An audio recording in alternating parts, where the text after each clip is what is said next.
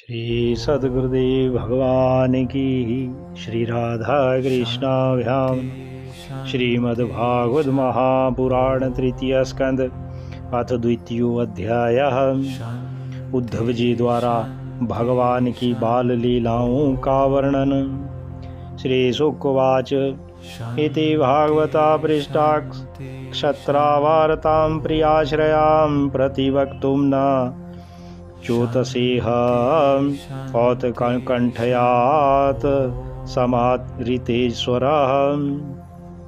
महर्षि भगवान श्री सुखदेव जी कहते हैं, परीक्षित, जब विदुर जी ने परम भक्त उद्धव जी से इस प्रकार उनके प्रियतम श्री कृष्ण के संबंध रखने वाली बातें पूछी, तब उन्हें अपने स्वामी का स्मरण हो आया और वे हृदय भराने के कारण कुछ भी उत्तर ना दे सकी।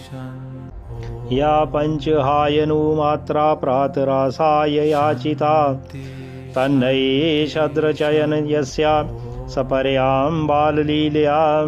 जब ये 5 वर्ष की थी, तब बालकों की तरह खेल में ही श्री कृष्ण की मूर्ति बनाकर उसकी सेवा पूजा में ऐसे तन्मय हो जाती थी कि कलेवे के लिए माता के बुलाने पर भी उसे छोड़कर नहीं जाना चाहते थे। सा कथम सेवया तस्य कालीन जरसंगता पृष्ठो वार्तां प्रति ब्रूयाद भर्तु पादावनुस्मरणम्। अब तो दीर्घ काल से उन्हीं की सेवा में रहते रहते ये बूढ़े हो चले थे, अतः विदुर जी के पूछने से उन्हें अपने प्यारे प्रभु के चरण कमलों का स्मरण हो आया। उनका चित्त बिरहा से व्याकुल हो गया, फिर वे कैसे उत्तर दे सकते थे। सा मुहूर्तं भूतोष्णीं कृष्णांघ्रि सुधया वृषं तीव्रेण भक्ति योगेन निमग्न साधु निर्वृता। उद्धव जी श्री कृष्ण के चरणारविंद मकरंद सुधा से सराबोर होकर 2 घड़ी तक कुछ भी नहीं बोल सकी। तीव्र भक्ति योग से उसमें डूबकर भी आनंद मगन हो गई। पुलकोद भिन्न सर्वांगो मुंचमील दृशा सुचाह पूर्णार्थो लक्षित स्तेन स्नेह प्रसर संप्लुता। उनके सारे शरीर में रोमांच हो आया तथा मूंदे हुए नेत्रों से प्रेम के आंसुओं की धारा बहने लगी। उद्धव जी को इस प्रकार प्रेम प्रवाह में डूबे हुए देखकर विदुर जी ने उन्हें कृतकृत्य माना। सनकैर भगवल्लोकान्नृलोकं पुनरागता विमृज्या नेत्रे विदुरं प्रत्याहुद्धव उत्समयनम्।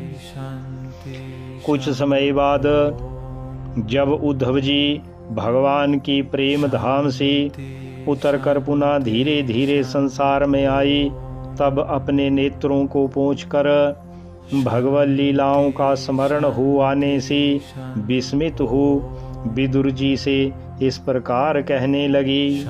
श्री उद्धव उवाच कृष्ण द्युमणि निमलोचे गीर्णेष्वा जगरेणः किं नु न कुशलं ब्रूयां गत श्रीषु गृहेष्वहम्।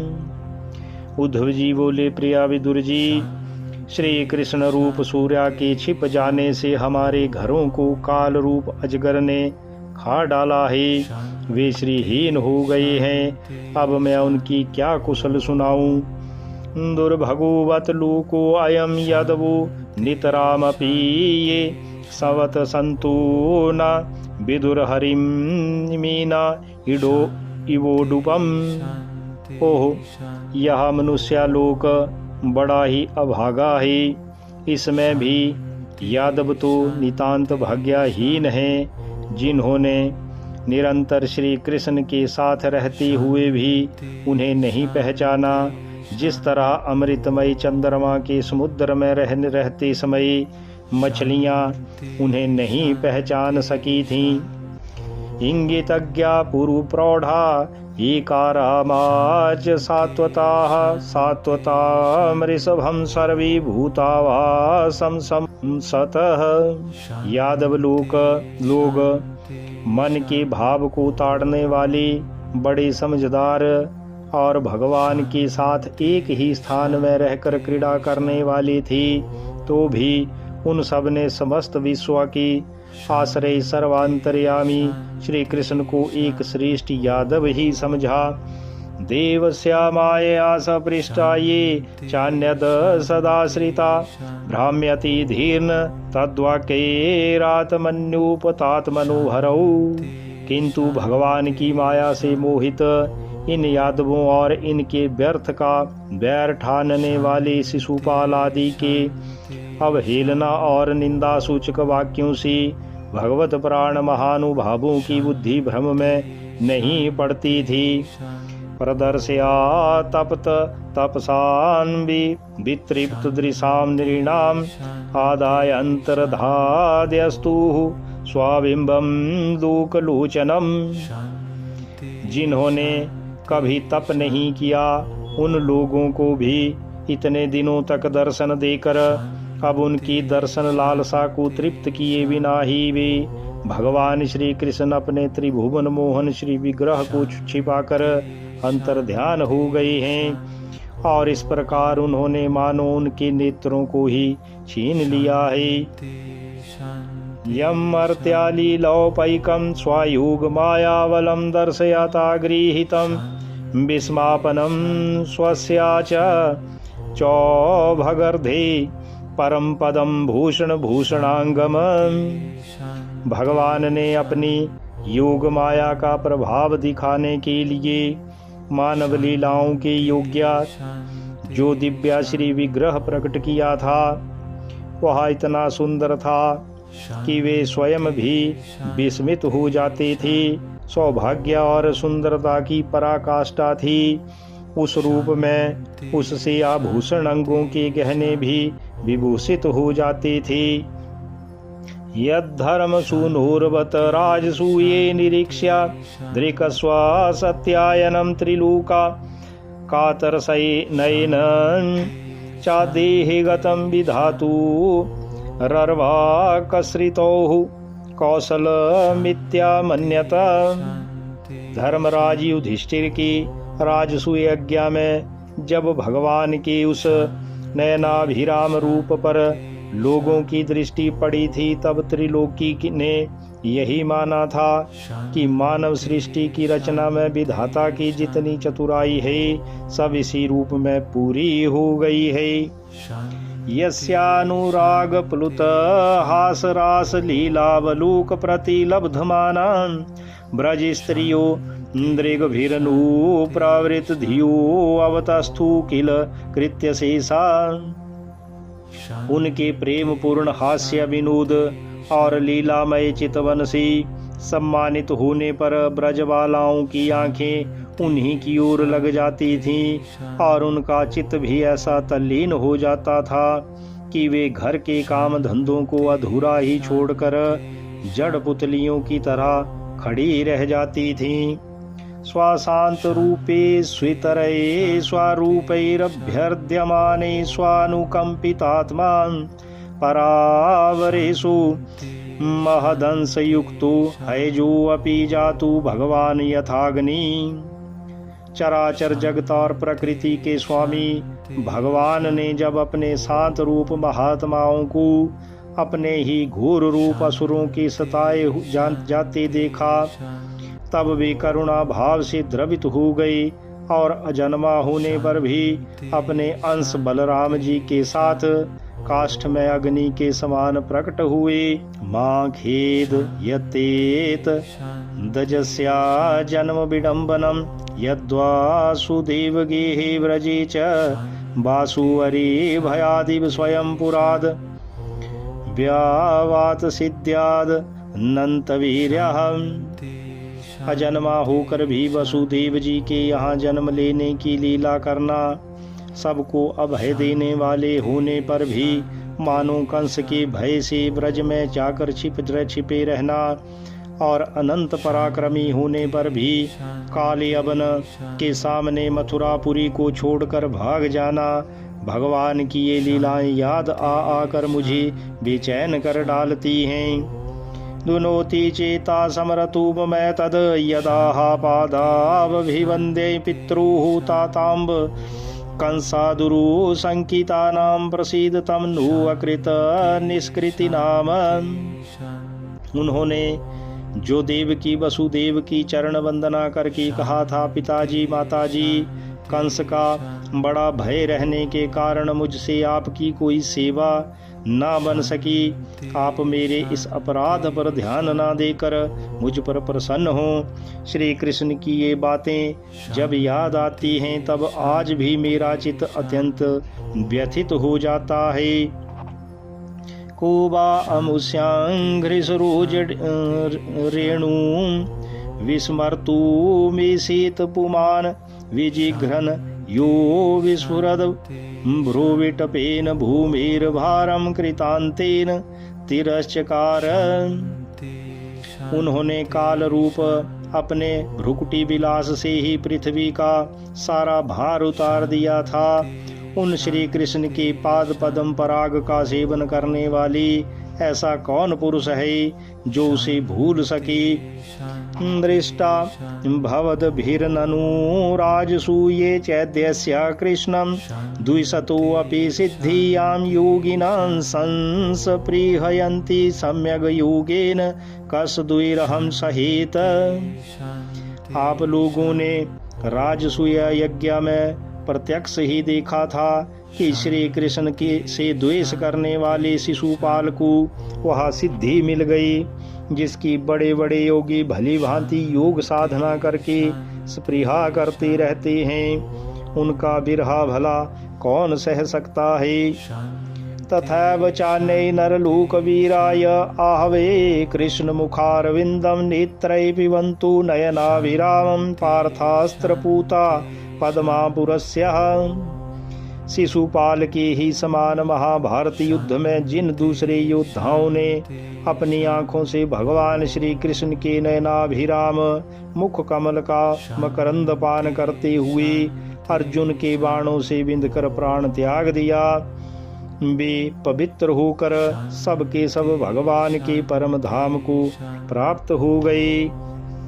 स्वयं त्वा साम्यातिशयास्त्रयाधीशा स्वराज्यालक्ष्म्याप्त समस्त काम बलिं हरद भिश्चिरलोकपाले किरीट कूटैडित पादपीठा। स्वयं भगवान श्री कृष्ण तीनों लोकों के अधीश्वर हैं, उनके समान भी कोई नहीं है, उनसे बढ़कर तो कौन होगा। वे अपने स्वतः सिद्ध ऐश्वर्य से ही सर्वदा पूर्ण काम हैं। इंद्र आदि असंख्या लोकपालगण नाना प्रकार की भेंटें ला लाकर अपने अपने मुकुटों के अग्रभाग से उनके चरण रखने की चौकी को प्रणाम किया करते हैं। ततस्य कैंकर्यामलं भृतानु विगलापयात्यंग यदुग्रसेनं तिष्ठन्निषणं परमेष्टियाधीष्णे न्याबोधयादेव निधारयेति। विदुर जी, वे ही भगवान श्री कृष्ण राज सिंहासन पर बैठे हुए उग्रसेन के सामने खड़े होकर निवेदन करते थे कि हे देव, हमारी प्रार्थना सुनिए। उनके इस सेवा भाव की याद आते ही हम जैसे सेवकों का चित्त अत्यंत व्यथित हो जाता है। अहोबकीयं स्तनकालकूटं जिघांसया पाया यदप्यसाधवी लेभे गतिं चाधात्र्युचितां ततोऽन्यं कम्बा दयालुं शरणं व्रजेव।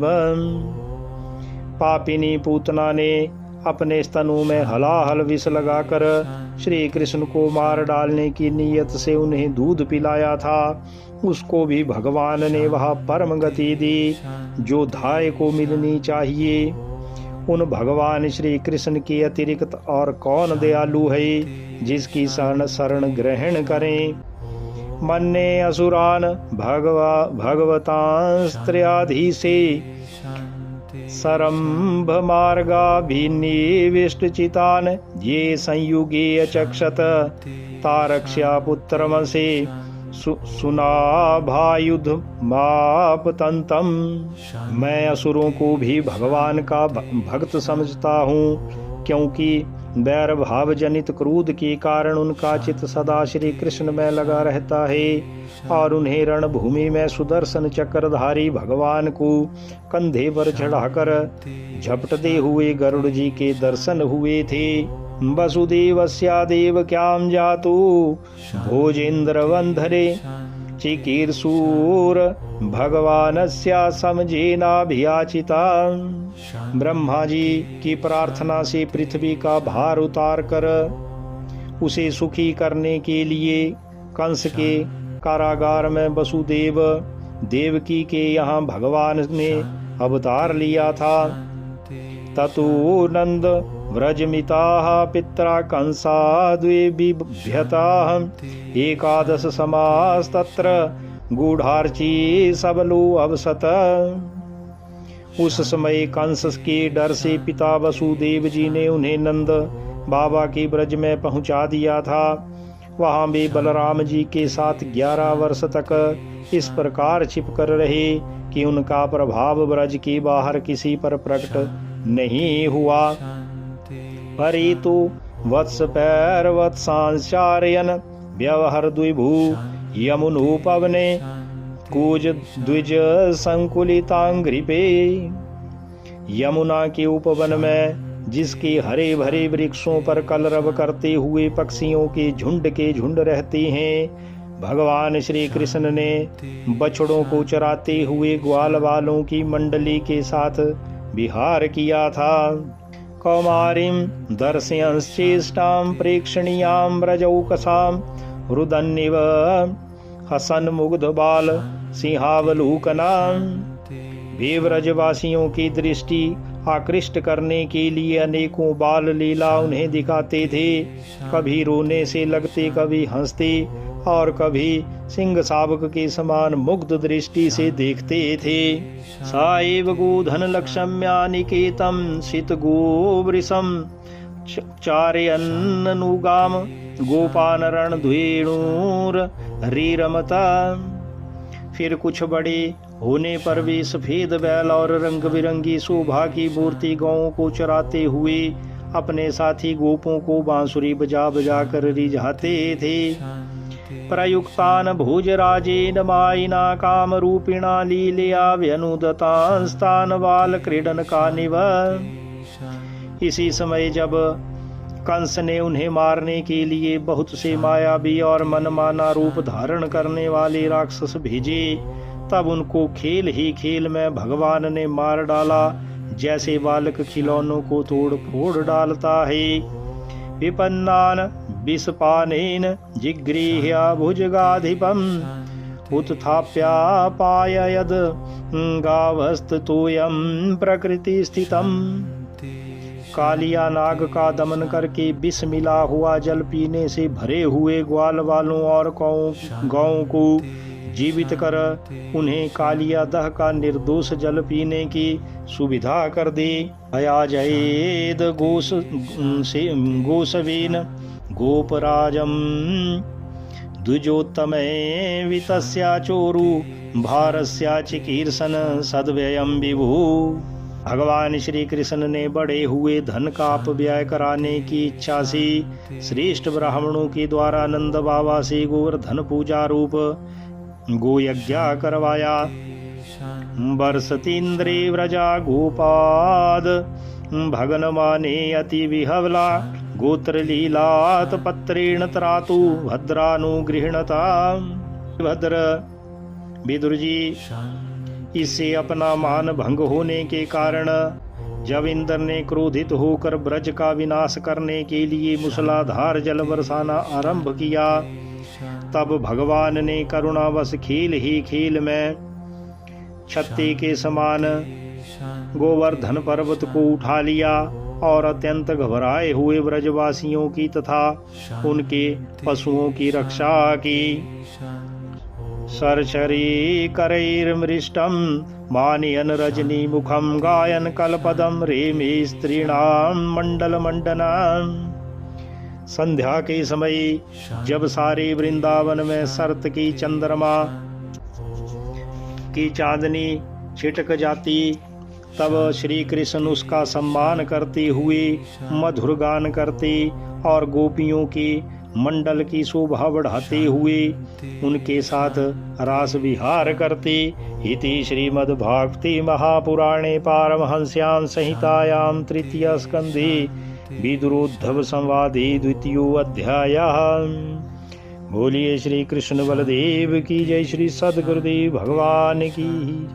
इति श्रीमद्भागवत महापुराण तृतीय स्कंध अथ द्वितीयो अध्याय संपूर्णः।